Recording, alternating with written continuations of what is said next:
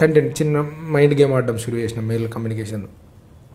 You should fly to Hyderabad, we will book the tickets, we will take care of your accommodation and everything.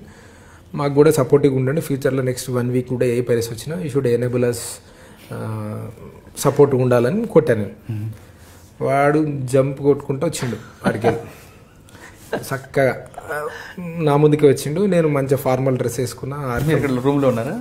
Next day ఫ్లైట్కి ఆయన వచ్చిండు. మనం అప్పటికే ఆయనకు కొన్ని cautionary deposit ఏదో నమ్మకానికి కొద్దిగా డిపాజిట్ చేయించాం. నేను మంచిగా వాళ్ళ ఫార్మల్ డ్రెస్ వేసుకొని ఆర్కా మీడియా ఐడియా వేసుకొని పిఆర్ మేనేజర్లకి ఇంట్రడ్యూస్ చేసుకున్నాను.